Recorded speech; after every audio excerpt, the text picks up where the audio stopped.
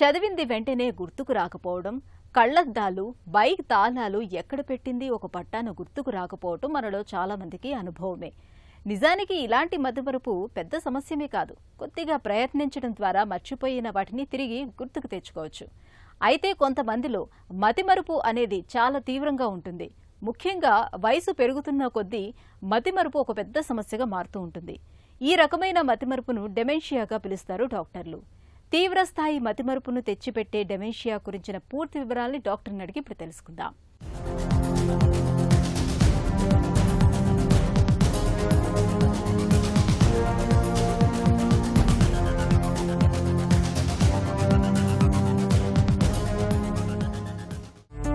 Dementia అంటే ఏంటి? డిమెన్షియాలో ఏం జరుగుతుంది? డిమెన్షియా అంటే బ్రెయిన్ యొక్క ఫంక్షనాలిటీ తగ్గటాన్ని డిమెన్షియా అంటామండి. డిమెన్షియాలో ప్రధానమైన లక్షణాలు మెమరీ కోల్పోవటం, అంటే జ్ఞాపక శక్తి తగ్గటము, అండ్ ఆలోచించే శక్తి తగ్గటము, ఒక పని చేయగలిగిన కెపాసిటీ తగ్గటము, బిహేవియర్లో చేంజెస్ రావటము, ఎదుటివారు చెప్పింది అర్థం చేసుకునేటటువంటి కెపాసిటీ తగ్గటము, ఇలా బ్రెయిన్ డిఫరెంట్ ఫంక్షన్స్ యొక్క కెపాసిటీ తగ్గటాన్ని డిమెన్షియా అని చెప్పేసి అంటుంటామండి. ప్రైమరీ డిమెన్షియాలో ఏం జరుగుతుంది అని అంటే బ్రెయిన్ యొక్క ఎట్రోఫీ, అంటే మన బ్రెయిన్ ఏ సైజులో ఉండాలో ఆ సైజులో లేకుండా బ్రెయిన్ యొక్క ష్రింకేజ్ స్టార్ట్ అవుతుంది. సో బ్రెయిన్ యొక్క ష్రింకేజ్ స్టార్ట్ అవ్వటం వల్ల ఆ ష్రింక్ అయిన ఏరియాస్ యొక్క పని, అంటే frontal lobe, temporal lobe, parietal, occipital అని డిఫరెంట్ లోబ్స్ ఉంటాయి బ్రెయిన్లో. సో ఆ బ్రెయిన్ యొక్క డిఫరెంట్ లోబ్స్ ష్రింకేజ్ వల్ల ఆ లోబ్స్ చేసేటటువంటి పని అనేది చేయలేకపోవటం స్టార్ట్ అవుతుంది. సో ఇది ఒక ఏజ్లో దానికదే స్పాంటేనియస్గా స్టార్ట్ అయ్యే అవకాశం ఉంటుందండి. ఎస్పెషల్లీ ఓల్డ్ ఏజ్లో స్టార్ట్ అవుతుంది. సాధారణ మతిమరుపు, డిమెన్షియా రెండు ఒకటేనా, వేర్వేరా? సాధారణ మతిమరుపు ఏంటంటే అండి, ఫర్ ఎగ్జాంపుల్ ఈ మధ్య సాఫ్ట్వేర్ ఇంజనీర్స్ కానివ్వండి, చాలా స్ట్రెస్ఫుల్ జాబ్స్లో ఉండేవాళ్ళు కానివ్వండి, వచ్చి నేను రొటీన్గా మర్చిపోతున్నానండి, రోజువారీ పనులు కానివ్వండి, జాబ్ రిలేటెడ్ థింగ్స్ కానివ్వండి, రొటీన్గా మర్చిపోతున్నాను అని చెప్తుంటారండి. సో ఈ టైప్ ఆఫ్ మెమరీ ఇష్యూస్ని డిమెన్షియా కింద కేటగరైజ్ చేయము. సో వీటిని సూడో డిమెన్షియా అని చెప్పేసి అంటుంటాం అనమాట. సో సూడో డిమెన్షియాకి కారణాలు ఏముంటాయంటే ఎక్సెసివ్ వర్క్ స్ట్రెస్ కానివ్వండి, ఆర్ డిప్రెషన్ కానివ్వండి, ఆర్ యాంగ్జైటీ కానివ్వండి, ఇవి సూడో డిమెన్షియాకి కారణాలు ఉంటాయి.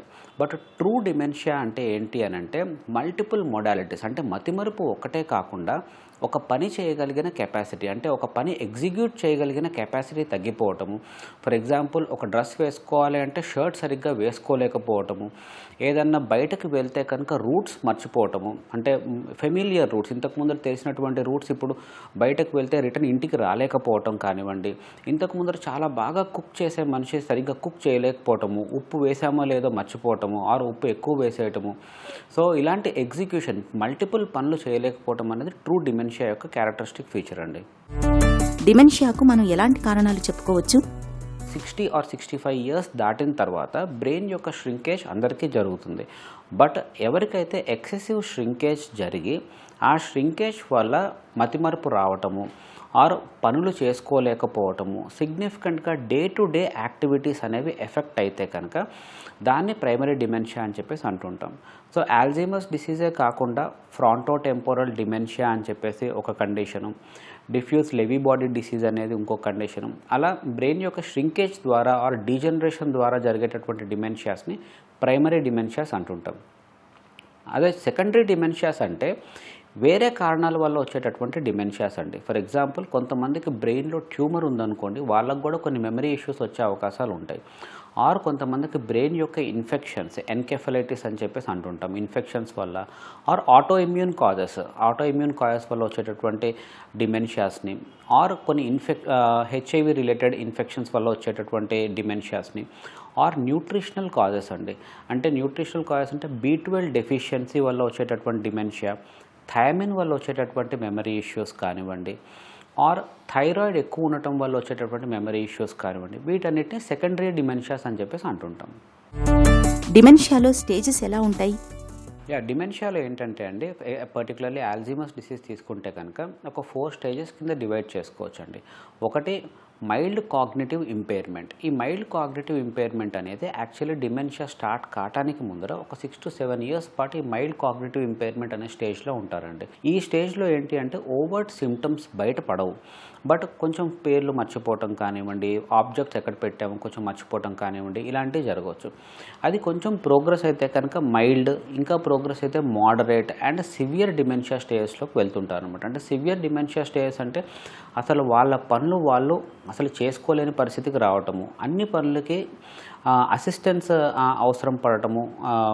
ఫర్ ఎగ్జాంపుల్ వాళ్ళు ఫుడ్ తీసుకోవటం కూడా మనం గుర్తు చేయాల్సి రావటము, ఫుడ్ ఫీడింగ్ మనం ఇవ్వాల్సి రావటం కానివ్వండి, క్లాతింగ్ బట్టలు వేసుకోవడానికి కూడా వాళ్ళకి ఇబ్బంది కలగటం, ఆ బట్టలు వేసుకునేటటువంటి సింపుల్ పని కూడా చేసుకోలేకపోవటం, అది మనం వేయాల్సి రావటము. సో ఇలాంటి ఇబ్బందులు ఫేస్ చేస్తారన్నమాట సివియర్ డిమెన్షియాస్లో. డిమెన్షియాను మీరెలా నిర్ధారించుకుంటారు?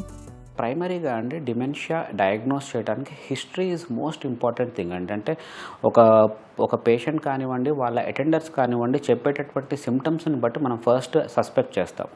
దాని తర్వాత ఏంటి అని అంటే ఎందువల్ల వచ్చింది, ఓన్లీ ప్లెయిన్ డిమెన్షియానా లేకపోతే ఏదైనా పార్కిన్సన్స్ ఆర్ అదర్ డిసీజెస్ వల్ల సెకండరీ డిమెన్షియా ఏమన్నా వచ్చిందా, ఆల్ ఇంతకు ముందర జరిగినటువంటి స్ట్రోక్స్ వల్ల వాస్కులర్ డిమెన్షియా లాంటివి ఏమన్నా వచ్చాయా అని చెప్పేసి ఫస్ట్ క్లినికల్గా సస్పెక్ట్ చేస్తాం. దాని తర్వాత చేసేటటువంటి investigations, blood investigations to rule out secondary causes of dementia. Secondary causes of dementia అంటే ఏ సోడియం తక్కువ ఉండో, లేకపోతే థైరాయిడ్ బాగా ఎక్కువ ఉండటం వలన ఆర్ B12 డెఫిషియన్సీస్ వలన వచ్చేటటువంటి డిమెన్షియాస్.